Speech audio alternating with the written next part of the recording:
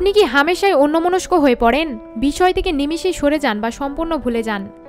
গবেষকরা বলছেন এটি নীরব স্ট্রোকের লক্ষণ। ডিমেনশিয়া এবং স্ট্রোকের একটি প্রধান কারণ হলো এই নীরব স্ট্রোক। সেরিব্রাল স্লম্ব ভেসেল ডিজিজ নামে পরিচিত এই রোগটি আসলে বয়স বৃদ্ধির সবচেয়ে সাধারণ স্নায়বিক একটি রোগ।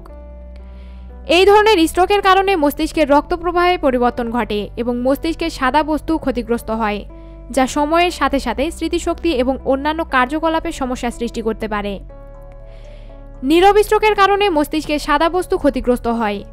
এই সমস্যায় আক্রান্ত ব্যক্তিরা কাজে মনোযোগ দিতে পারে না এবং প্রতিদিনের অভ্যস্ত কাজগুলিতেও ঘন ঘন বিভ্রান্ত হন।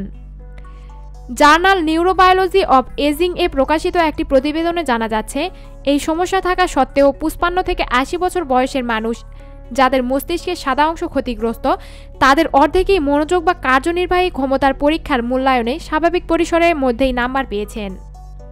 অয়ন দে, কানাডার টরেন্টো বিশ্ববিদ্যালয়ের স্নাতক এই ছাত্র বলেন, আমাদের ফলাফলগুলিতে দেখা যাচ্ছে যে নীরব স্ট্রোকের ঝুঁকি যাদের সবথেকে বেশি ছিল বা যাদের এই স্ট্রোক হয়েছে সেই ব্যক্তিরা অনেক ক্ষেত্রেই মনোনিবেশ করতে সক্ষম হওয়ায় এই উল্লেখযোগ্য পার্থক্য দেখা দিয়েছে।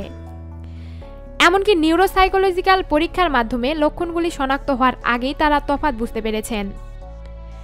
এই স্ট্রোকগুলিকে নীরব বলা হয় কারণ তারা কোনো দীর্ঘস্থায়ী প্রধান পরিবর্তন যেমন কথা বলতে অসুবিধা বা পক্ষাঘাতের সমস্যা নিয়ে আসে না।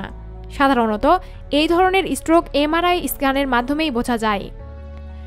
ওই বিশ্ববিদ্যালয়ের অধ্যাপক ব্রায়ান লেভাইন বলেন, আলঝাইমার্সের কোনো কার্যকারী চিকিৎসা নেই, তবে মস্তিষ্কের ভাস্কুলার পরিবর্তনগুলি কমাতে ধূমপান বন্ধ, ব্যায়াম, খাবার ঠিক নিয়মে খাওয়া ও চাপ কমানোর ব্যবস্থা করা এবং রক্তচাপ, ডায়াবেটিস এবং কোলেস্টেরল নিয়ন্ত্রণে রাখলে এই সমস্যাও নিয়ন্ত্রণে থাকবে।